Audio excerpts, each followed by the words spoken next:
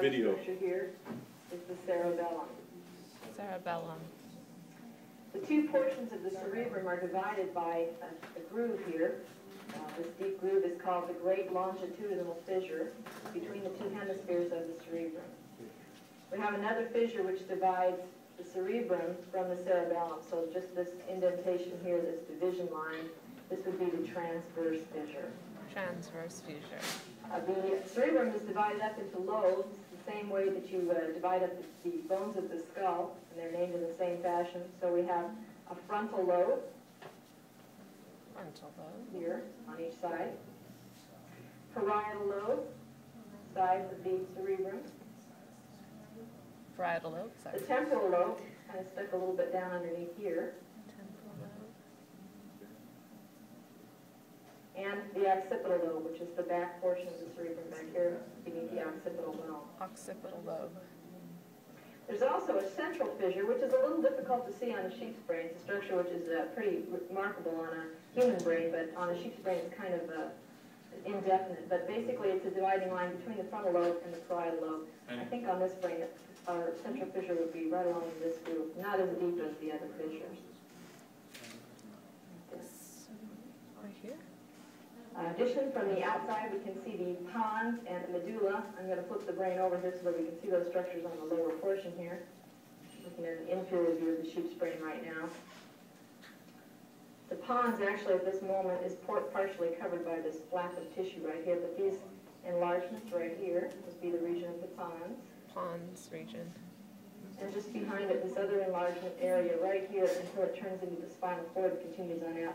This region would be the medulla oblongata. Medulla oblongata.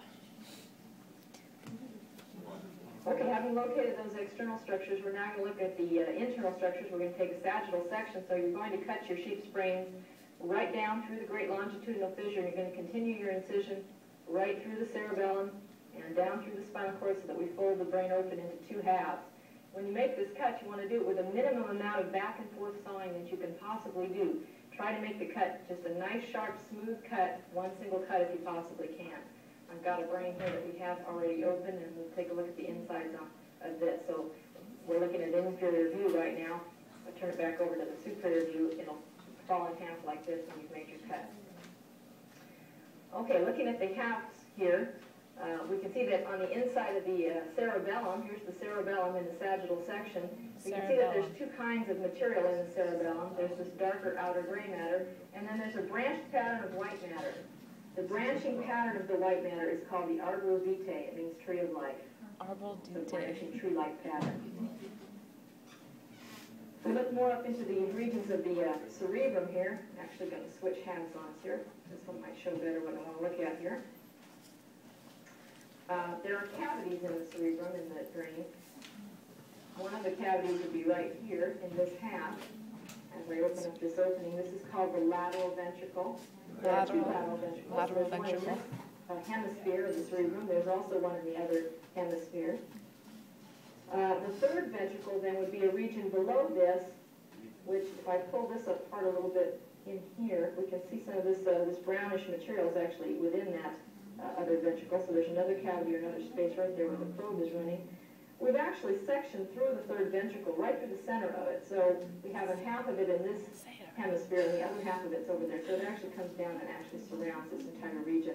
This large structure here passes right through the center of that third ventricle.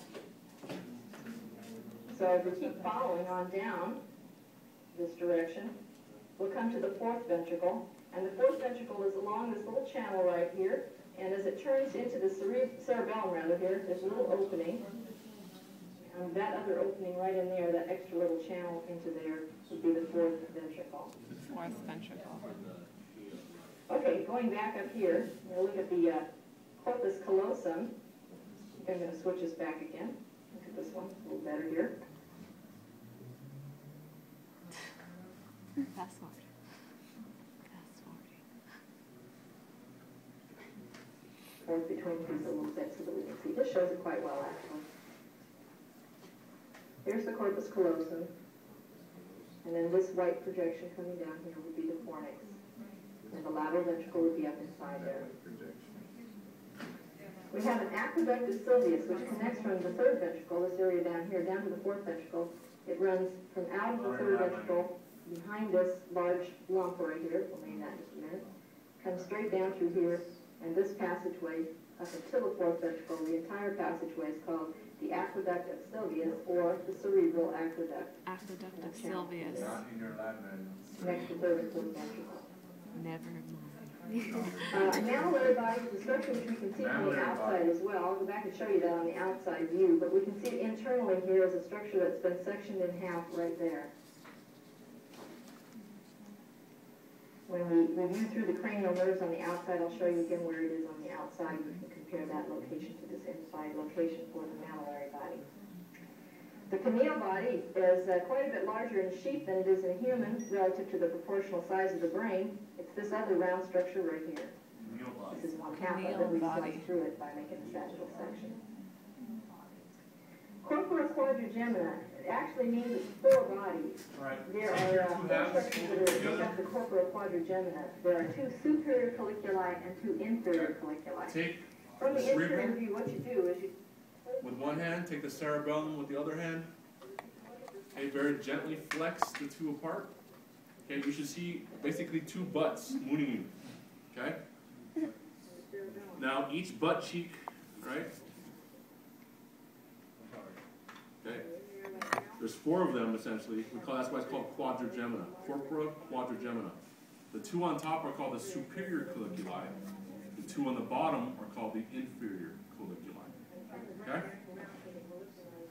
Superior colliculi. see where those things are.